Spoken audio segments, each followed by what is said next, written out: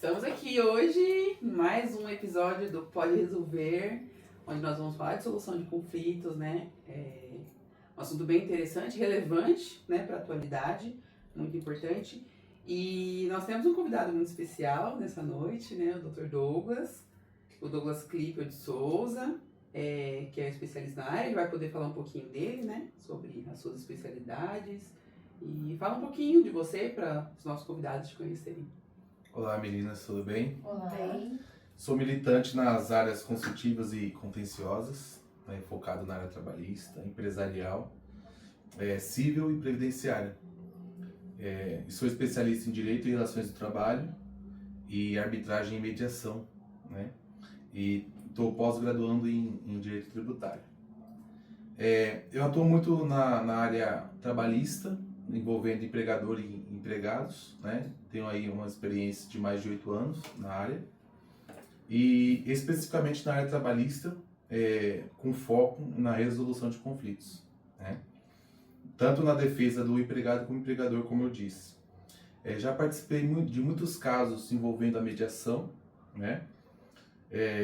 Com alta complexidade e também com média complexidade, que necessitam da utilização, né, da resolução de conflitos, sendo que, em ampla maioria, as partes envolvidas elas ficam satisfeitas com o resultado da mediação, porque é um método que ele impede ali a empresa também de um alto desgaste, também dela ter um custo alto, né, envolvendo ali processos judiciais, envolvendo gastos com profissionais da área.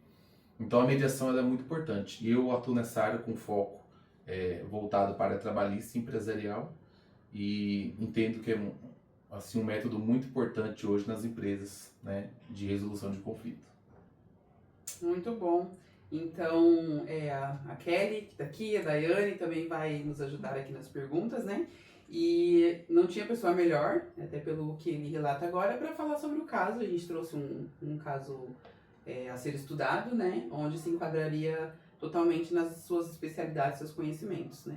E eu acho que vai enriquecer bastante a nossa conversa hoje, né, meninas? Sim, É isso. Então, o caso que a gente traz é o caso da Camila. Quem que foi Camila? Ela era uma jovem estagiária de 25 anos.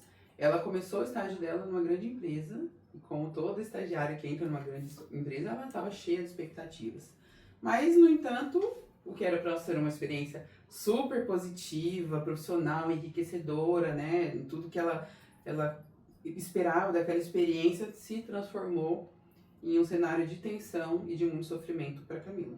Ela denunciou o supervisor dela, Douglas, por assédio moral. Desde então vive um ambiente hostil, tudo só piorou. Depois da denúncia piorou ainda mais. Ela é excluída de projetos, ela passa a sofrer com crise de ansiedade por conta disso, desse ambiente. E o supervisor, por outro lado, ele nega todas as acusações, ele não fala que praticou esse assédio moral com ela. Ele alega, inclusive, que Camila interpreta mal as coisas que acontecem, que as cobranças são profissionais, não tem nada de assédio moral, né, meninas? Sim. E diante dessa denúncia, a empresa ela tenta intermediar a situação internamente. Por meio do setor jurídico, ele é acionado, né, porque é uma empresa de grande porte, e na tentativa também de evitar um processo formal, na justiça mesmo, né, judicializar. E a reputação do supervisor, a saúde emocional da Camila e a imagem da empresa estão em jogo. Então esse é o caso e a gente queria entender um pouquinho, né, como que funcionaria, o que a gente poderia explorar num caso como esse. Então, Douglas, diante desse caso, né, de toda a sua experiência, né, como você trouxe pra gente que você tem bastante experiência nessa área, né, jurídica, voltado para empresas, então você já deve ter visto vários casos assim semelhantes a esse. O que você pode trazer assim pra gente diante desse cenário, né, que a gente passou para você agora? Como que pode ser, como se busca, né, uma solução para, assim, tem uma solução, mas que preserve, né, os direitos de todos os envolvidos, né, tanto da Camila, tanto desse supervisor também, né, que não cause mais danos, né, tanto psicológicos, mentais, né, para essa estagiária, mais danos também para esse supervisor, porque a gente sabe que ele acaba relatando que ele tem um prejuízo, né, da reputação dele. O que você pode falar pra gente? Normalmente, nesses casos, a gente orienta, né, o empregador a realizar, por meio do compliance da empresa, algo chamado de sindicância interna. Como se fosse uma investigação, né? Para quem conhece a investigação da polícia, por exemplo, eles abrem um inquérito policial e vão colhendo provas. Na empresa funciona da mesma maneira. É feita ali a abertura de uma sindicância interna, onde os gestores da área, que lidam diretamente com tanto o gerente como a estagiária, eles vão fornecer subsídios para que essa sindicância colhe o máximo de provas, né? Tanto de pessoas como de imagens, né? Para comprovar realmente se essa história ela é verídica ou não. Depois desse procedimento, comprovando-se os fatos, por exemplo, comprovou-se que a culpa foi do gerente, né? Realmente a história da Camila procede. A empresa tem duas opções. Ela tem a opção de efetuar uma demissão, né, do gerente, que seria uma demissão, nesse caso, por justa causa, né, por causa dos assédios praticados, ou ela teria a opção de tentar implementar, nesse caso concreto, a mediação. Se foi algo muito grave, por exemplo, um assédio sexual, que não é o caso, mas só para vocês entenderem, se fosse um assédio sexual que denotasse um crime até, teria que acionar o poder público, o Ministério Público, já não caberia mediação, né? Porque envolveria tanto o poder público como questões que fugiriam ali do escopo da empresa, né? Mas se fosse um assédio moral que denotasse uma perseguição, né, algo menos grave, caberia sim uma mediação. E o porquê da mediação nesse caso? A mediação seria muito importante para preservar três lados. Quais são? O lado da empresa, o lado do gerente e o lado da Camila. Então a mediação ela elimina essa mancha na imagem dos três, né? Porque queira ou que não queira, se comprove que a Camila tem razão. Mas será que outro gestor que substituísse não teria um comportamento parecido? Ou se comprove que não era verdade, mas será que não fica no ar entre os funcionários, entre os estagiários, que o gerente, será que realmente ele não cometeu aquilo mesmo? Então, a mediação, nos casos que não sejam tão graves, ela é adequada para poder resolver esse conflito. Bom, e é nesse momento que entra a mediação e a comunicação não violenta, né?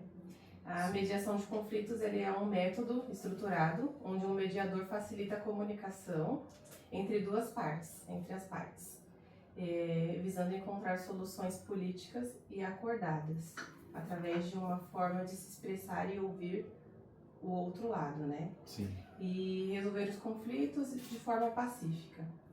Ela visa fortalecer laços e promover relações respeitosas, respeitadoras e em ambientes corporativos. A mediação e a comunicação não violenta, ela pode ser poderosa e pode ser uma ferramenta de resolução de impasses, antes que eles tomem proporções jurídicas maiores.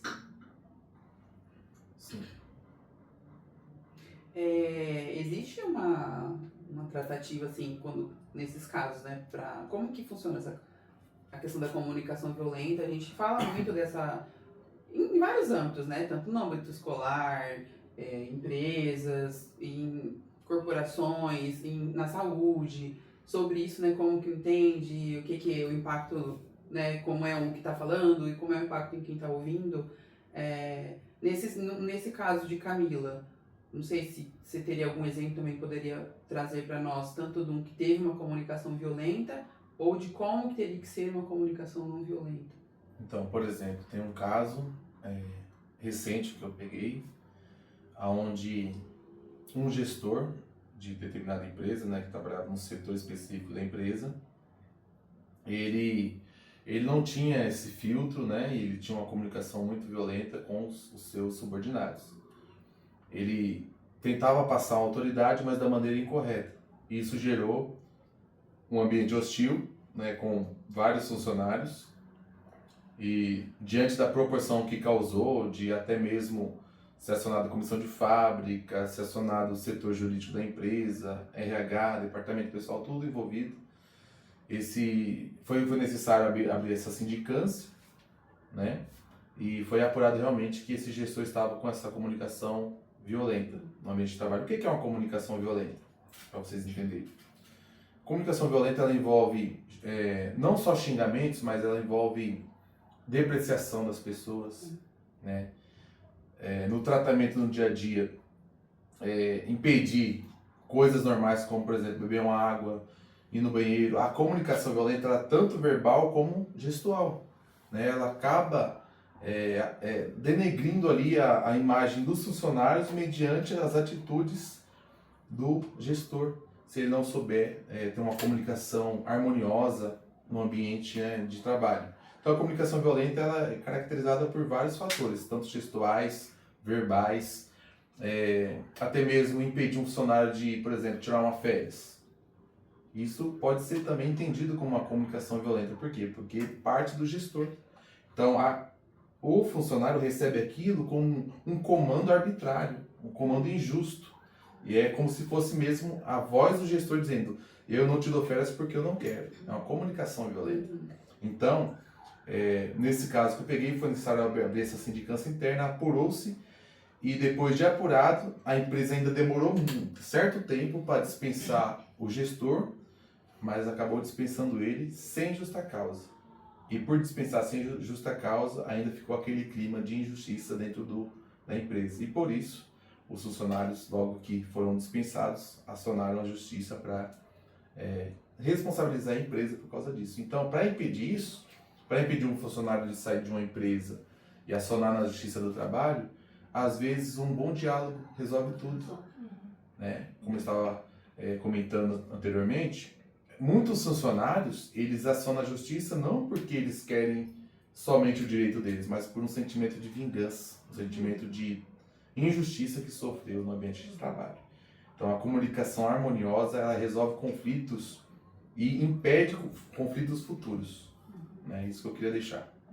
A gente pode pegar um gancho antes de partir para a segunda parte do assunto aqui, no que você fala sobre comunicação violenta. É claro que o caso não nos relata, né, mas pensando nas hipóteses, né, meninas, que a gente pode elaborar, a gente poderia supor que nesse caso o gestor se comportou talvez com uma comunicação violenta, onde a Camila pode ter interpretado como esse assédio moral. Isso acontece? Isso acontece muito. Às vezes o gestor, pelo seu despreparo, e outra coisa muito importante no ambiente empresarial, é o preparo psicológico, o preparo intelectual, o preparo profissional de um gestor. Porque muitas empresas nós sabemos que, pelo mérito, pela antiguidade, vira um gestor e fica lá muito tempo, né?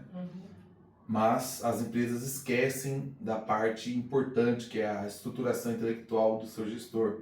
Ele está bem preparado para poder gerir os seus funcionários. E às vezes, por causa desse despreparo, ocorre esse tipo de tratamento com seus subordinados, não porque às vezes o gestor ele quer, mas pela própria formação intelectual dele, ele acaba querendo passar a informação e passa outra aos ouvidos daquele que ouve. E pode ter ocorrido isso, né? O gestor tentou, de alguma forma, por exemplo, dar um comando ali, por uma, duas ou várias vezes, e a estagiária acabou ouvindo de outra forma. Porque até mesmo vamos colocar aí questões de formação intelectual e até mesmo psicológica. Tem gestores que não têm preparo psicológico para tratar com subordinado. Então distratam, às vezes acha que está dando uma ordem, mas está cobrando de uma forma excessiva.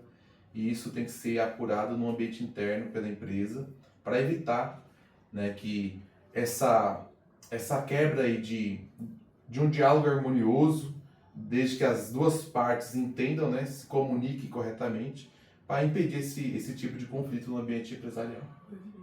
Douglas, sei que você já falou sobre a mediação, mas até me surgiu isso agora. Na questão, quando chega já no processo de mediação, que não tem o que fazer, é preciso entrar com a mediação, nesse processo que o mediador está ali, você acredita que ele precisa dispor de técnicas, a gente pode dizer psicológicas, aí entra no caso a comunicação não violenta, que o próprio mediador vai ter que utilizar, a questão da escutativa, da empatia, o que o mediador nessa hora ele tem que ter aquele trato ali na hora de lidar com essa situação? O mediador, ele precisa, primeiro, ele tem que ter uma formação voltada para a negociação. Ele tem que ter técnicas de negociação, porque ele tem que ser imparcial. Por exemplo, vamos colocar que você teve um problema com ela e vocês sozinhos não conseguem resolver, porque uma já olha para a outra como uma inimiga, vamos colocar assim. Então, vocês precisam de um terceiro que não favoreça nem A e nem B. Escute as duas de uma forma imparcial e dê caminhos para a solução. Esse é o papel do mediador. Ele indica caminhos. Na verdade, ele não vai dar uma solução, ele vai construir um diálogo com as duas partes e as partes vão conseguir chegar numa solução com a intervenção do mediador, né? Então, o mediador, primeiro, ele precisa ter técnicas de negociação, ele tem que ser uma pessoa imparcial. Vamos dar um exemplo aqui. Ela teve um conflito com você e a mediadora é a melhor amiga, a Viviane, a melhor amiga dela.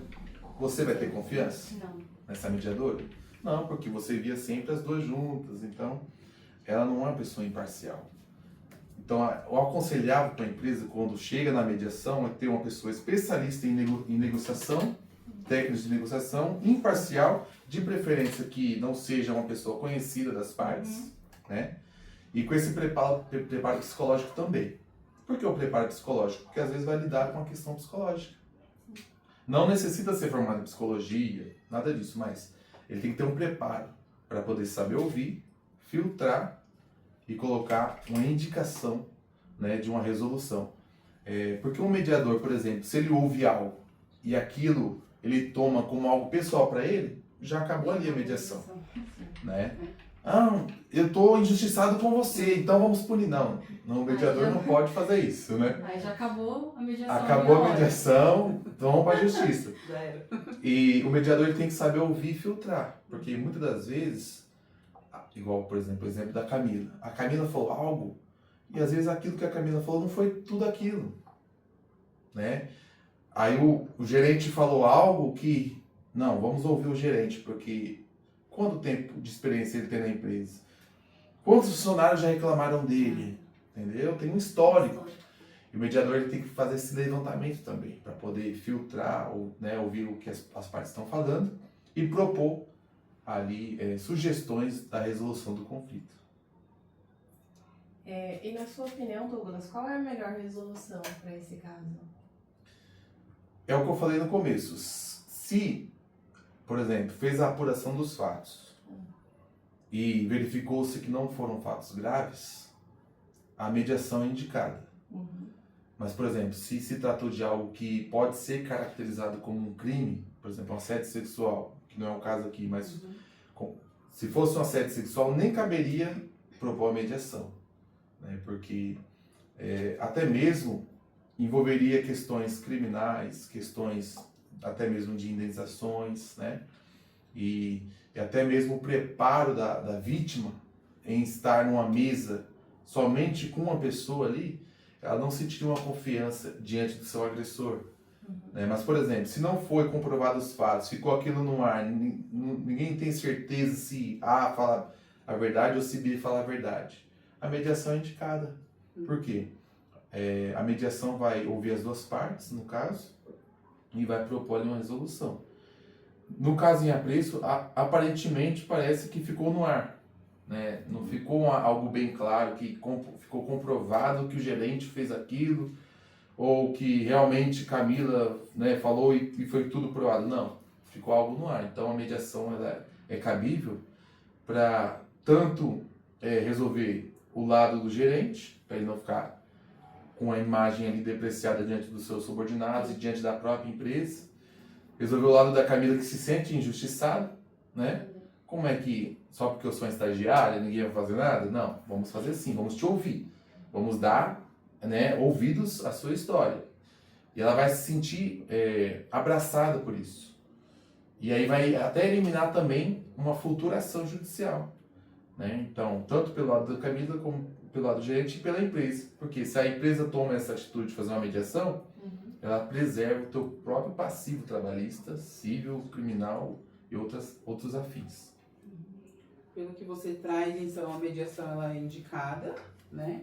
Mas assim, a gente também discute um pouco sobre conciliação, né? Eu queria entender quais casos que seria conciliação, se nesse caso também caberia uma conciliação, quais são as diferenças que é a indicação de mediação ou de conciliação. Sim, a mediação ela é utilizada muito no âmbito extrajudicial. Por exemplo, não temos um processo judicial, vamos aplicar a mediação. Por quê? A mediação é apenas ali o negociador no meio, ouve-se as partes, ele propõe ali algumas alternativas para resolver o conflito. Vamos colocar esse exemplo aqui da Camila do gerente. Por exemplo, qual que é a solução que cabe aqui? Camila, o que você acha que caberia? Vamos supor que você seja a Camila. O que você acha que caberia aqui para você ficar satisfeita? Depende do... É muito difícil colocar na situação. Porque nós vimos aqui, ó, uma por pessoa, exemplo, ela se sentiu injustiçada porque estava sendo excluída algumas tarefas para ela, Sim. né? Sim. E ela não estava sendo ouvida. Para Camila, então, qual que é a indicação?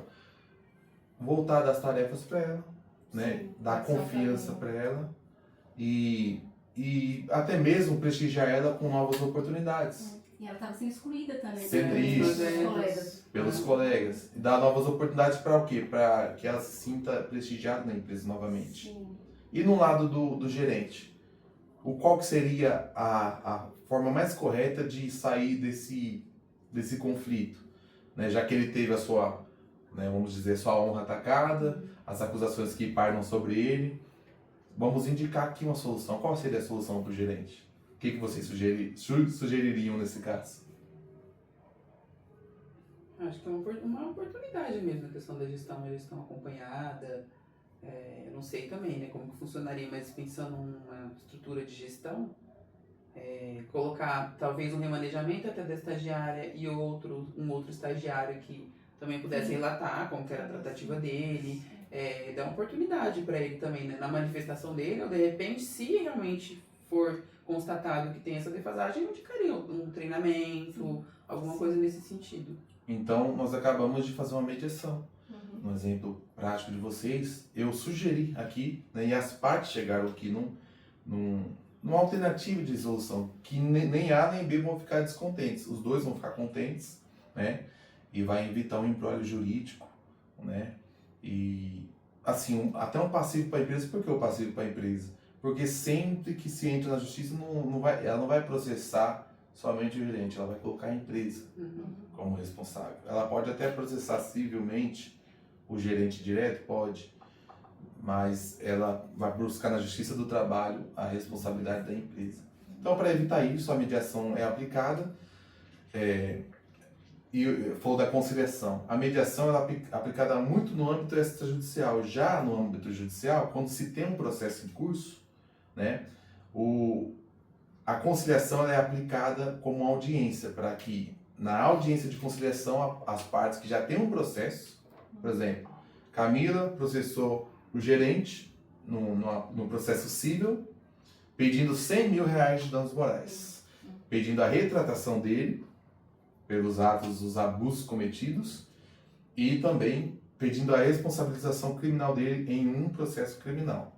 Para resolver isso, o juiz ele enxergou que é cabível uma audiência de conciliação e agendou uma audiência de conciliação, antes mesmo do gerente oferecer a sua defesa, porque é cabível. E na audiência de conciliação, já não é mais um mediador. É um conciliador que vai ouvir as partes, né?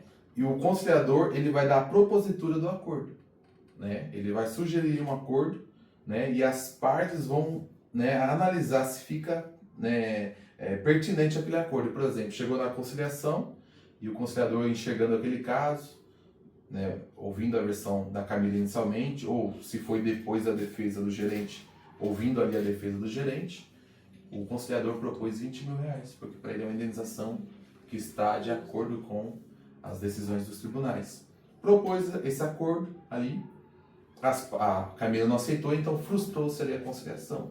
Então a conciliação é aplicada no processo em curso, já a mediação é antes. Então chega a judicializar quando é conciliação. É judicializado Uhum. e pode ocorrer no começo do processo, no meio ou até mesmo no fim. Isso se aplica à empresa também. A empresa. A empresa Isso. também. Isso. Não só civil. A conciliação é aplicada em todos os tipos de processo, seja civil, seja trabalhista, e no criminal é chamado de transação penal, né?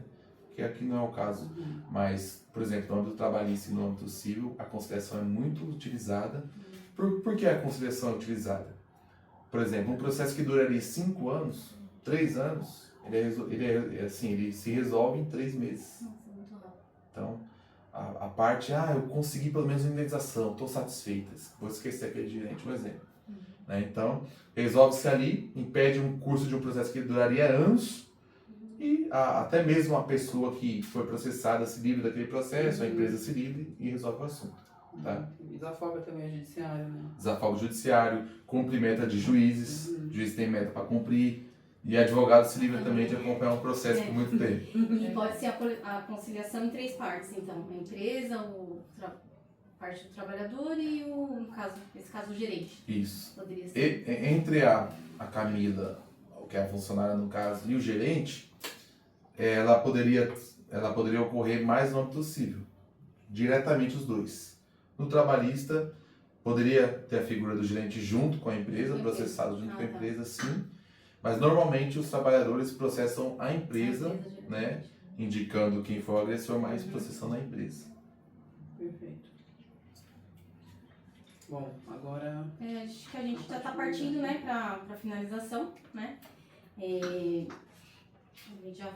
que a gente já explorou bastante, mas assim, a gente ainda tem uma última, vamos falar uma última perguntinha ainda para... na sua experiência toda, desse caso, de tudo aí que a gente conversou, o que você consegue apontar, assim, que você vê, na sua opinião mesmo, quais são os principais desafios que até você pode dizer que você tem enfrentado nessa questão de mediação, de conciliação, nesse ambiente de trabalho, considerando as diversidades das pessoas, as questões hierárquicas, né? O que você poderia falar dessas principais dificuldades mesmo, né? E depois, se você quiser deixar uma mensagem para as pessoas, né, que vão nos assistir, que estão nos ouvindo aí, que podem estar vivendo, né, o caso da Camila, Sim. ou muitas vezes até o caso do gerente, né? Sim, A gente não sabe, né? O que você pode falar para essas pessoas que estão vivendo, né, esses desafios hoje? Sim, olha, nesse caso em apreço, a gente enxerga que no ambiente empresarial é pouco utilizada a mediação, é pouco utilizada, porque a maioria das empresas não tem uma estrutura voltada para a resolução de conflitos. As empresas enxergam, né, em boa parte, não todas, tem muitas boas empresas hoje que estão aplicando ali os métodos de resolução de conflito, mas em boa parte as empresas enxergam o funcionário como um número apenas, né, visando lucro, e quando não dá lucro mais, ela procura tirar ali da sua planilha, né, mas muitas outras empresas que já enxergaram a importância de valorização do funcionário, do ser humano, e quando se valoriza o ser humano, se enxerga que é um grande crescimento na produtividade, até mesmo no próprio lucro do empregador, porque evita ali vários prejuízos financeiros, evita equipamentos danificados, evita furtos que ocorrem até mesmo dentro da empresa, por até mesmo funcionários que se sentem injustiçados com a empresa. Evita processos, e as empresas começaram a enxergar isso e começaram a implementar no seu ambiente empresarial, elas constataram que o ser humano ele precisa ser valorizado. Então a mediação, ela valoriza o ser humano, ela valoriza tanto aquele que está sendo acusado como aquele que é o acusador. Ela valoriza a empresa. O ambiente de trabalho, ele é beneficiado porque os funcionários que não são afetados, mas que souberam do ocorrido, eles sentem mais confiança na direção da empresa, porque é uma empresa séria, é uma empresa que cuida do funcionário, que zela pela integridade dos seus funcionários, que procura resolver os conflitos sem necessidade de buscar a tutela do Poder Judiciário. Então, na minha visão, assim, seria necessário que todas as empresas implementassem um método de resolução de conflito, principalmente a mediação, né? Voltando ali, principalmente para alguém que seja especializado em negociação, né? Que possa ser imparcial. Não é porque eu estou sendo remunerado pela empresa que eu vou beneficiar os funcionários que têm uma posição hierárquica, não pode ocorrer isso, né? Então eu vou sempre buscar uma solução imparcial para o caso. Por quê? Porque a solução imparcial evita tudo isso que a gente conversou. Então a mediação ela é de suma importância, né? Assim, evita muita coisa. Na área prática que eu atuo, sempre que possível, a gente, né, nas consultorias empresariais, orienta a implementar a mediação ou já continuar utilizando aqueles que já utilizam, porque ela evita muitas coisas, assim, tanto para a empresa, para os empregados, empregadores, e é algo que dá muito certo. E a mensagem que eu queria deixar, caminhando para o final, né, ressaltando a questão da importância da mediação, ela, assim, se eu fosse fazer um gráfico de 100 processos que entram numa empresa, por exemplo, 100 processos trabalhistas, que é a minha especialização. Se tivesse a mediação, 70% já não existiriam, se tivesse a mediação. Antes de 2011, tinha um órgão na empresa chamado Câmara de Conciliação Prévia. Ao invés de buscar o judiciário, os funcionários buscavam primeiro, era obrigatório buscar essa Câmara de Conciliação Prévia, ou chamada comissão, né, permanente, e que era formada por representantes dos empregados e dos empregadores. Então era uma comissão imparcial. E aí nessa comissão era proposto acordos trabalhistas ali e fazendo aquele acordo o funcionário não buscava justiça. Mas depois de 2011 foi, né, não é mais obrigatório, então as empresas deixaram de implementar essa Câmara de Conciliação e tudo vai para o judiciário. Né? Você me chamou de feio, processo. Então, o Poder Judiciário está sobrecarregado de processos. Tanto é que hoje um processo dura anos, né, para resolver. Raríssimas vezes você vê um processo que é rápido. Né? Então, a mediação é de suma importância, ela traz benefícios para o passivo da empresa, para as pessoas, mantém vínculos afetivos, porque ninguém quer ter o outro como inimigo. Ninguém quer. Né? E muitas das vezes, quando você processa judicialmente, até mesmo a empresa, chega na audiência e já está olhando o outro como um inimigo, mas não é um inimigo. Né? E a mediação ela é capaz de eliminar essa questão da inimizade também. Né?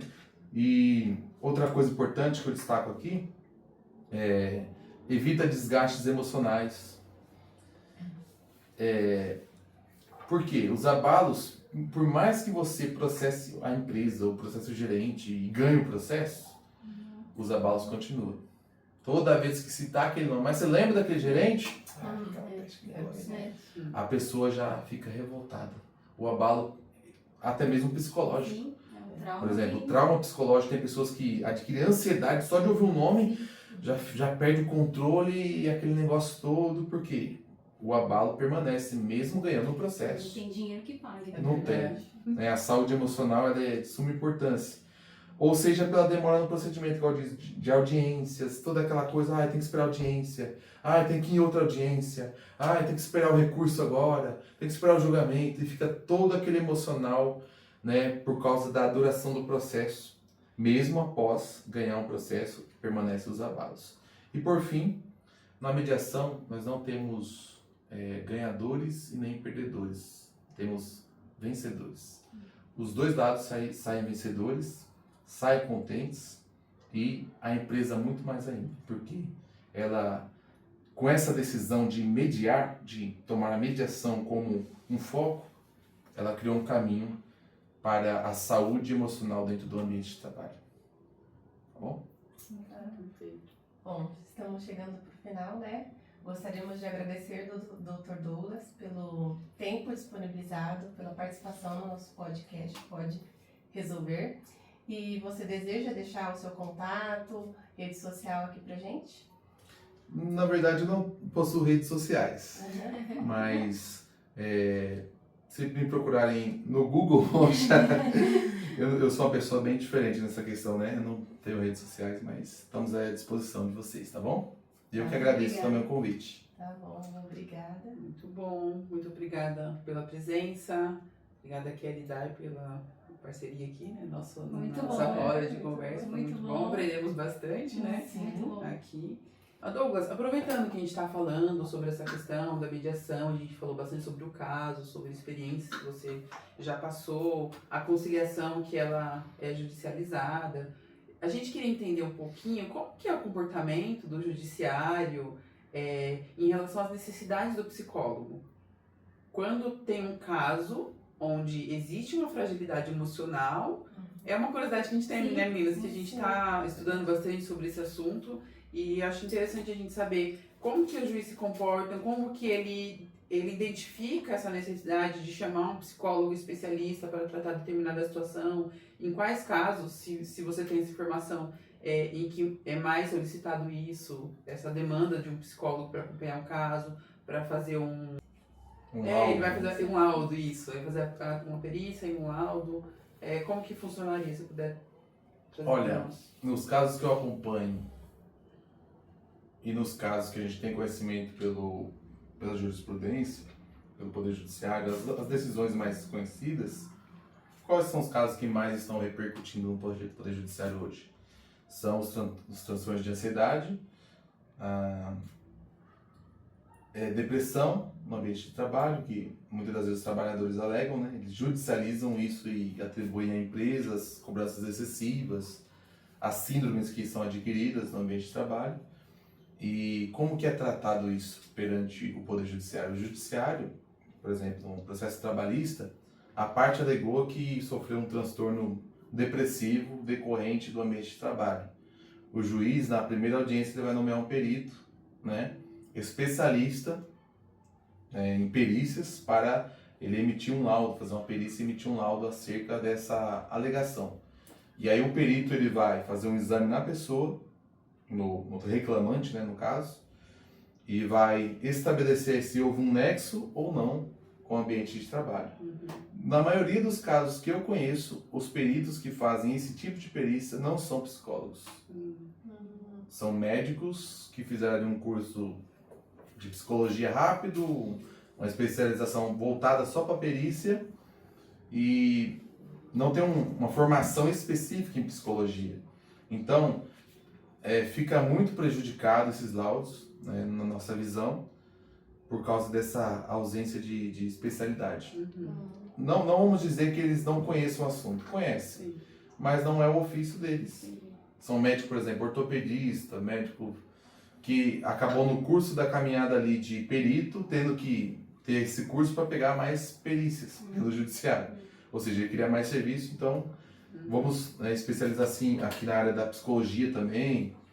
E os laudos eles são muito deficientes nesse ponto. Entendi. Tem peritos psicólogos? Tem, mas são poucos. E hoje é uma defasagem muito grande na área de peritos. Na Justiça do Trabalho, na Justiça Civil. Tanto é que, assim, de vários processos, às vezes sempre cai o mesmo perito. Em vários lugares diferentes. Por quê? Porque é uma defasagem. Aí se você tem ali uma formação psicológica, que é o caso de vocês, se formou em psicologia e começou a atuar, se você se especializa na área de perícia trabalhista, civil, né, até mesmo criminal, você vai ter muito êxito, porque hoje há uma grande defasagem na área de perícia médica, psicológica. Entendi. E não existe nada que ingessa, assim, que o juiz precisa de um psicólogo. Então, na perícia, ele pode ser um médico que vai ter um curso ali que vai emitir o laudo. Normalmente, eles nomeiam os peritos como sendo formados em psicologia. Entendi. Mas quando nós vamos verificar o ofício, ou seja, a prática do perito ali, é mais na área ortopédica, em outras áreas. Ele tem até a formação psicológica. mas não é o ofício dele, Entendi. por exemplo, de ter um consultório psicológico, de atender só na área psicológica. O foco principal é em outras áreas, mas também faz a parte psicológica. É como eu, sou advogado, que eu posso atuar em qualquer área do direito, mas o meu foco é o trabalhista, empresarial e civil. Entendeu? Aí você vem me perguntar de questões tributárias, que eu estou pós-graduando agora. Eu não vou conseguir resolver hoje, mas amanhã eu posso. É a mesma coisa o perito. Ele tem a formação específica dele, atua naquela área, mas pega um gancho aqui na área psicológica. Perfeito, muito obrigada pela colaboração.